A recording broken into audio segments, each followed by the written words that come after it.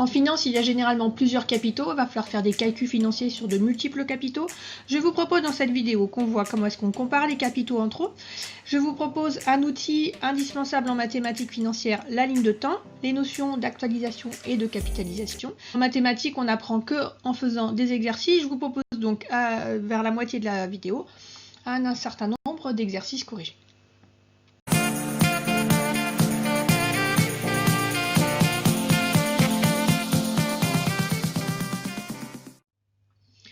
Commençons par vouloir comparer des capitaux.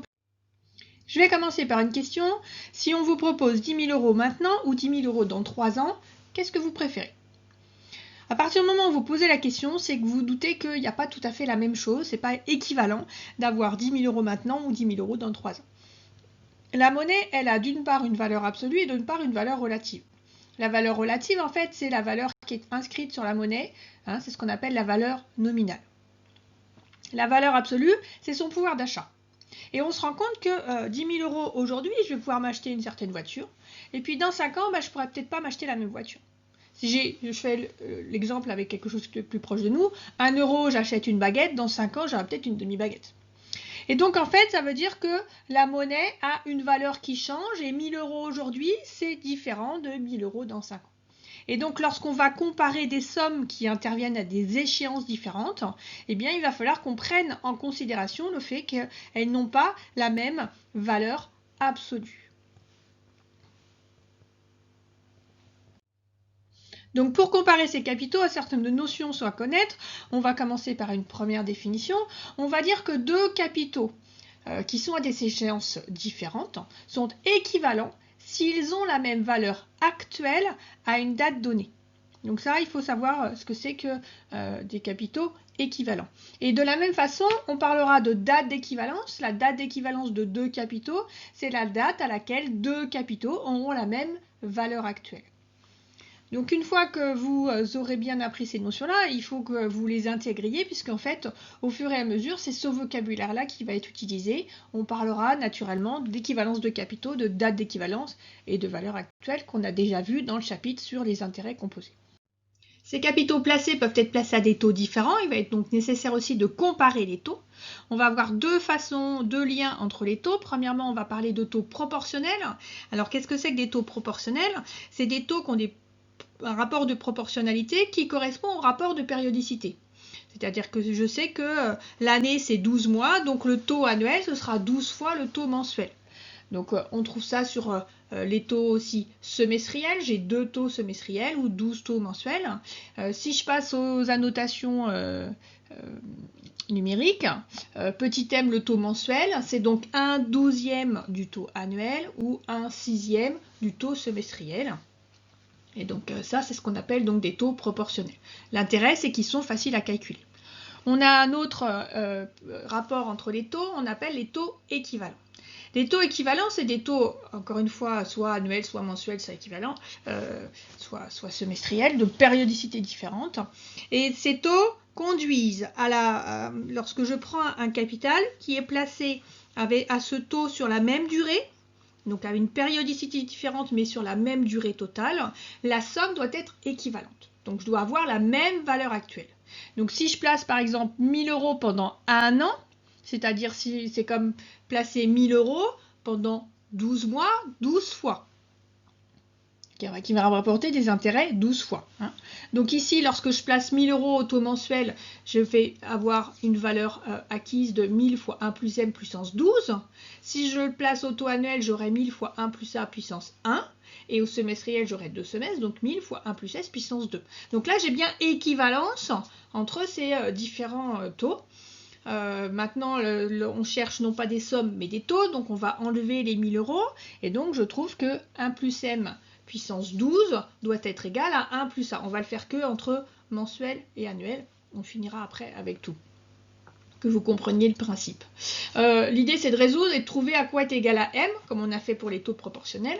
Donc on va passer en racine carrée, enfin pas racine carrée, racine 12e, toute l'opération. Donc la racine 12e de 1 plus m puissance 12, ça se simplifie, donc c'est égal à 1 plus m. Et donc c'est égal à la racine 12e de 1 plus a. j'enlève 1 de chaque côté, et donc je trouve que m est égal à racine 12e de 1 plus a moins 1. Ce qui peut s'écrire autrement, c'est 1 plus a puissance 1/12 moins 1.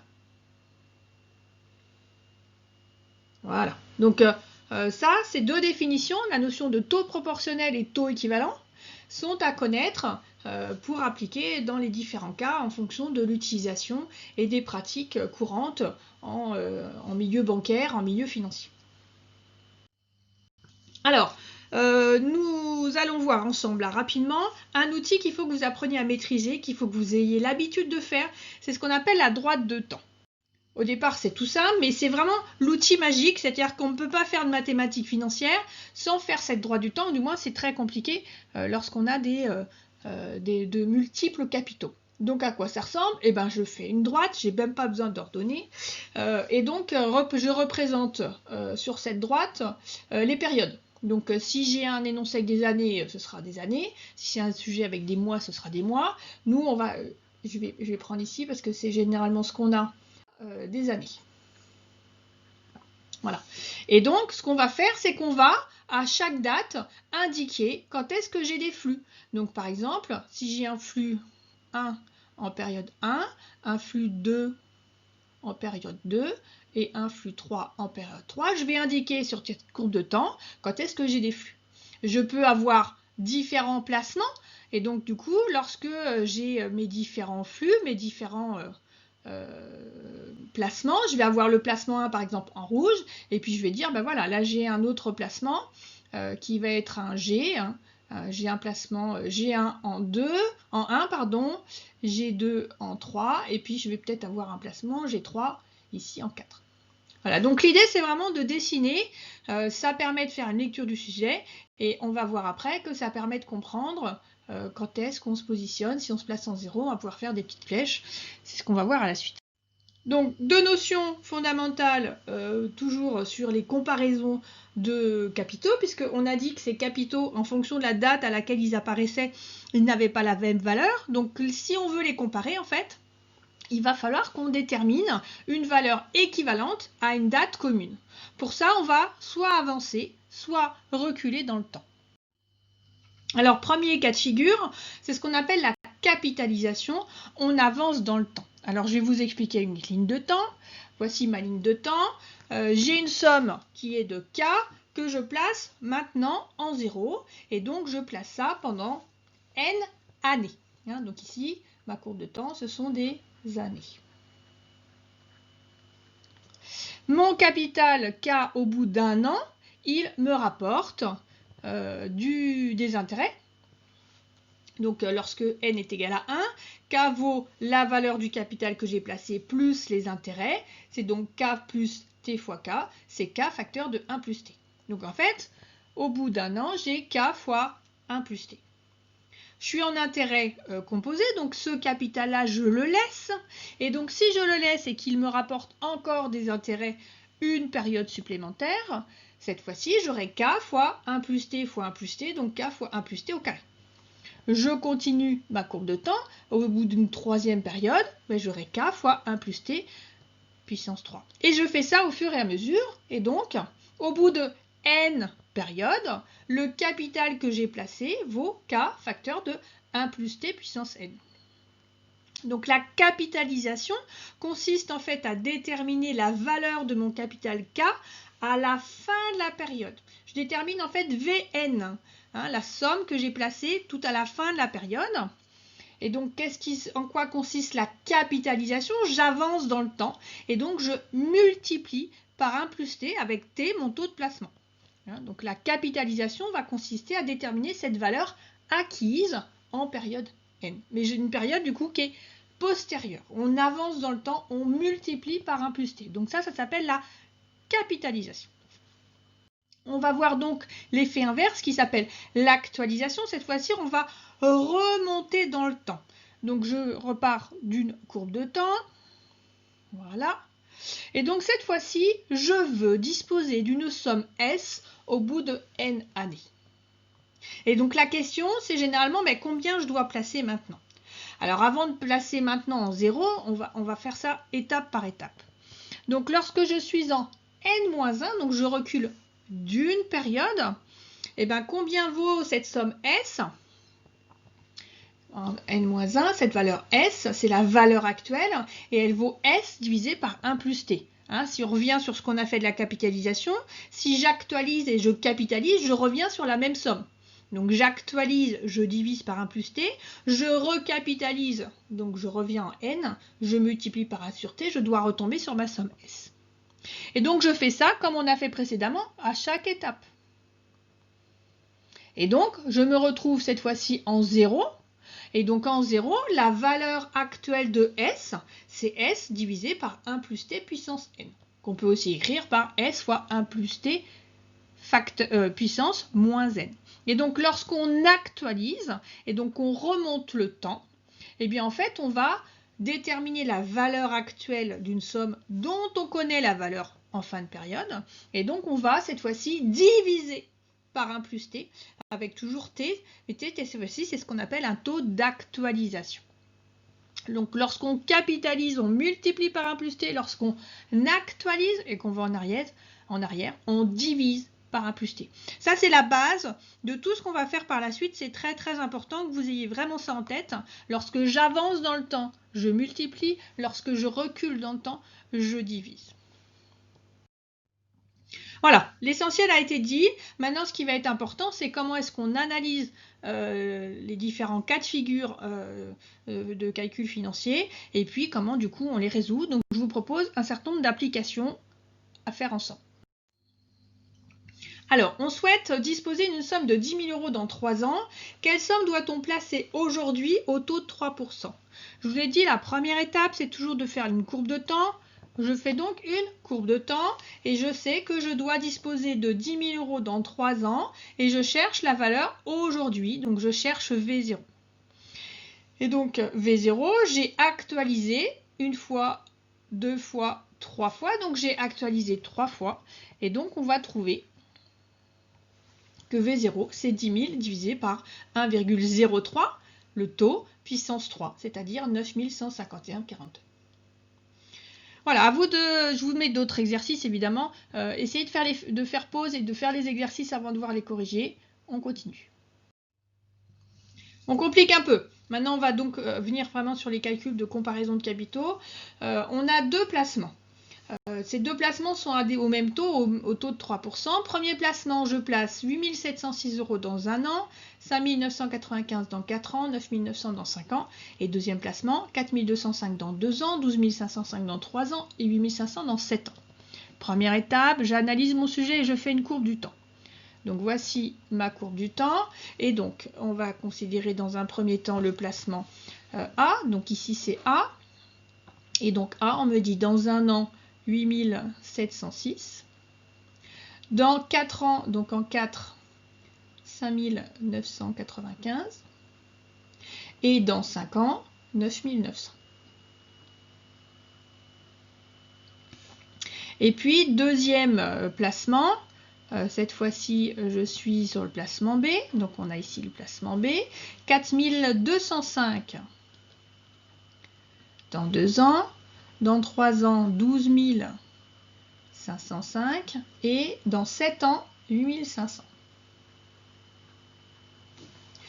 On me demande de montrer l'équivalence des placements. J'applique la définition de l'équivalence de capitaux. Ces capitaux sont équivalents s'ils ont la même valeur actuelle. La valeur actuelle, c'est la V0. Donc ici, l'objectif est de dire combien vaut 4205 en 0 plus 12 505 en 0 plus 8500 en 0. Et on fait la même chose pour A. Et on va essayer de montrer que les deux valeurs actuelles du placement A, donc la somme de 3 sommes, et du placement B, qui est la somme également de 3 sommes, mais ça peut être différent, ces deux valeurs actuelles sont équivalentes, c'est-à-dire sont égales. Donc voilà, donc on va faire les petits calculs. Petit, c'est un bien grand mot. Donc pour le placement A, on a 8 706 au bout actualisé d'un an, donc divisé par 1,03. 5 995 actualisé sur 4 ans, donc divisé par 1,03 puissance 4. Et 9 900 actualisé sur 5 ans, donc divisé par 1,03 puissance 5. Je fais la somme donc de ces trois sommes actualisées. Donc 8706, on a dit actualisé d'un an. Ici, j'ai bien une seule année. 5995, j'ai 4 années, donc puissance 4. Et 9900, j'ai 5 années, donc 9900 divisé par 1,03 puissance 5.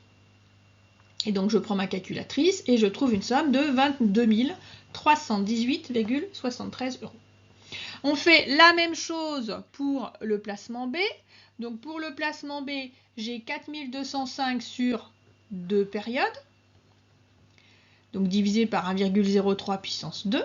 J'ai 12 505 sur 3 périodes, donc divisé par 1,03 puissance 3. Et ensuite, j'ai 8500 sur 7 périodes, donc divisé par 1,03 puissance 7. Et donc ma calculatrice me donne 22 318,74. Donc il y a une petite différence d'un centime, mais on a bien équivalence, égalité entre les deux valeurs actuelles, placement A et placement B. Nouvel exercice, on a différentes dettes à échéance variable. Ces dettes sont à taux de 5% et donc j'ai hérité et je souhaite éponger mes dettes maintenant. Combien est-ce que je dois verser maintenant pour éponger mes dettes? Je dois 800 € dans un an, 900 € dans 2 ans, 950 dans 3 ans, 1000 dans 4 ans et 1150 dans 5 ans. Donc vous avez essayé de faire l'exercice, je compte sur vous. Voici donc la petite courbe de temps que vous avez dû faire. Et de cette courbe de temps, on va donc en déduire la valeur actuelle, c'est-à-dire qu'on cherche ici V0. Donc V0, c'est donc 800 actualisé sur une période, donc divisé par 1,05, plus 900 actualisé sur deux périodes, donc divisé par 1,05 au carré. Ensuite, j'ai 980 actualisé sur 3 périodes, donc divisé par 1,05 au cube. 1000 sur 4 périodes, donc divisé par 1,05 puissance 4. Et 1150 actualisé sur 5 périodes, c'est-à-dire divisé par 1,05 puissance 5. Et donc ensuite, on prend sa calculatrice et donc on trouve la valeur actuelle qui est de 4148,55. Donc si je veux éponger les 5 sommes que j'ai en dette sur les 5 années qui viennent, je dois verser 4148,55. Et donc je ne fais pas la somme des 5 sommes, je donne une somme équivalente. Une question maintenant sur les taux équivalents. La banque nous propose un placement financier au taux annuel de 2,5%. Le placement qu'elle me propose fonctionne par quinzaine. J'aimerais connaître le taux équivalent par quinzaine. Combien je gagne si je place une quinzaine, par exemple. On va voir ensemble. Et puis, finalement, je vais placer sur 6 mois. C'est quoi le taux équivalent sur 6 mois? Donc, première question sur ce taux par quinzaine. On va noter Q, le taux par quinzaine. Et donc, j'ai dans l'année 52 semaines, donc j'ai 26 quinzaines. Donc je sais que je dois avoir l'équivalence entre 1 plus Q puissance 26 et 1 plus 2,5% qui est mon taux annuel. Et donc je mets tout à la racine carrée de 26, donc je mets tout à la puissance 1 26e. Et donc on trouve que Q c'est égal à 1,025 puissance 1 26e moins 1. Et donc on trouve un taux par quinzaine de 0,095%. C'est-à-dire que si je place 1000 € pendant 15 jours, je vais gagner 0,95 €. Ça fait pas beaucoup. Si je fais maintenant le même raisonnement et que cette fois-ci je note S, le taux pour 6 mois, le taux semestriel, même raisonnement, j'ai donc 1 plus S au carré. J'ai 2 semestres dans l'année, qui est égal à 1,025. Je mets à la racine carrée tout ça, donc S est égal à la racine carrée de 1,025 moins 1. Ça me donne un taux de 1,24%. Et donc vous pouvez comparer que ça donne aussi, on a bien l'équivalence aussi avec mon taux par quinzaine, puissance 13, puisque dans un semestre, j'ai 13 quinzaines. Nouvel exercice, on doit à notre banquier 3 000 € dans 2 ans, 2 500 dans 6 ans. J'ai négocié avec mon banquier et en fait j'ai envie de libérer ma dette tout de suite et j'ai négocié que je puisse payer maintenant 5 000 €. Je vous demande à quel taux est-ce qu'on a réussi à négocier tout ça. Donc si je fais la courbe du temps, j'ai 5000 € qui est mon deuxième placement en fait, hein, qui est la deuxième solution. Et je dois comparer, je dois trouver le taux qui permet d'égaliser la valeur actuelle de 5000, c'est-à-dire 6000, avec 3000 dans 2 ans et 2500 dans 6 ans. Donc si je calcule tout ça, ça me donne 5000 qui est égal à 3000 actualisé sur 2 périodes et 2500 actualisé sur 6 périodes. Et donc T, c'est le taux d'actualisation, c'est ce qu'on cherche à trouver. On va calculer la partie droite de l'égalité, donc 3000 divisé par 1 plus t au carré et 2500 divisé par 1 plus t puissance 6, en tâtonnant. En fait, l'idée, c'est de faire de l'extrapolation, d'essayer avec des valeurs de taux et de voir un petit peu si on se rapproche ou à combien est-ce qu'on va être très très proche de 5000. Donc on va commencer comme ça avec un taux qui est égal à 2%, et donc quand je remplace dans mon équation, je trouve une valeur des 3000 actualisé et les 2500 actualisés sur 6 périodes de 5103,43. Juste la partie droite de l'égalité, hein, je remplace t par 2%.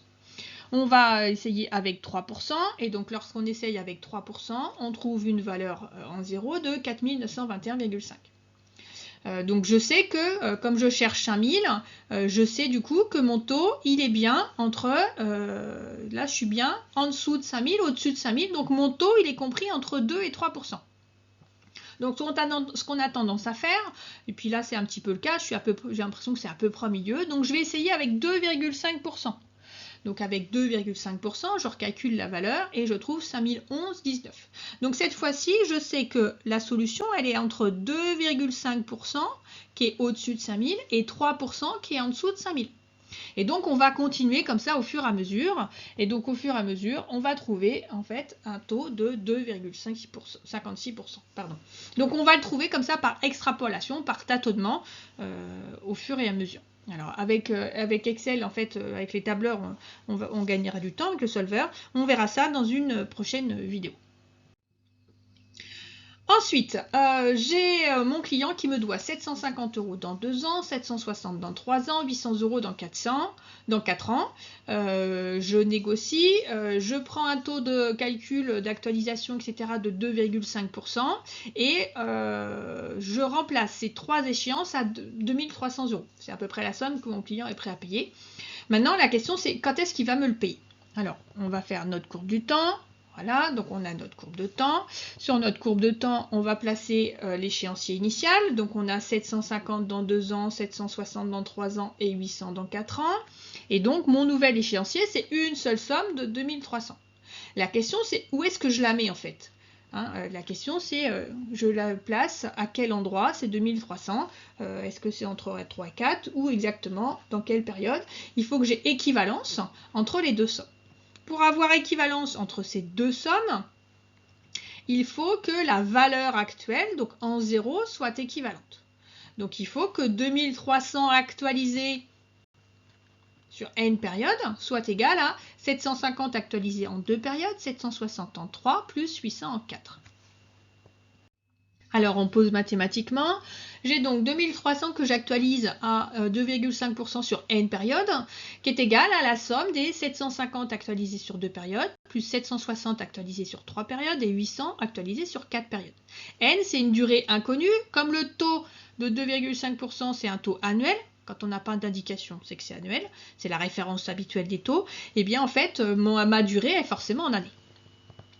On va calculer ici la partie de droite de l'équation puisque je n'ai pas d'inconnu, donc mathématiquement il n'y a pas de souci, je peux calculer cette partie-là. Donc on trouve que 2300 actualisé sur un taux sur une durée n, c'est égal à 2144,36. On va passer, j'ai du n à gauche là et qui est en bas de ma division, ça ne m'arrange pas trop, donc on va tout multiplier par 1,025 puissance n, donc ici on se retrouve avec 2300 qui est égal à 2144,36 fois 1,025 puissance n. On va mettre n d'un côté, donc on va tout diviser par 2144,36, donc 2300 divisé par 2144,36 c'est égal à 1,025 n, et donc quand je résous, ça fait 1,07. Ici, je cherche donc ma puissance, et donc là, on doit passer par la fraction logarithme népérien, ou logarithme tout court, décimaux.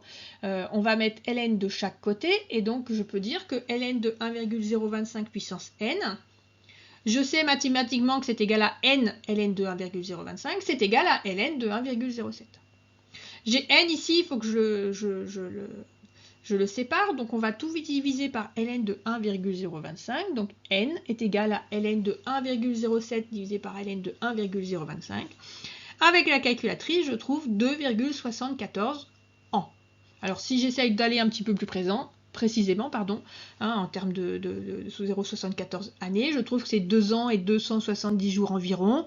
Grosso modo, ça fait fin septembre de la deuxième année. Donc, je demande à mon client, plutôt que de me payer en 3 fois, à l'année 2, à l'année 3, à l'année 4, de me payer fin septembre de la deuxième année 2300 €. J'ai équivalence entre les deux opérations. Voilà, j'espère que vous avez bien travaillé, que vous avez réussi. S'il y a besoin, n'hésitez pas à repasser la vidéo. Si vous avez aimé la vidéo, un petit pouce, ça fait toujours plaisir. Et puis à suivre, donc si vous ne voulez pas rater la suivante, abonnez-vous à la chaîne. À suivre l'ensemble des travaux sur la notion d'annuité et la notion de rente. On complexifie encore un petit peu, on va se rapprocher petit à petit de la notion des emprunts.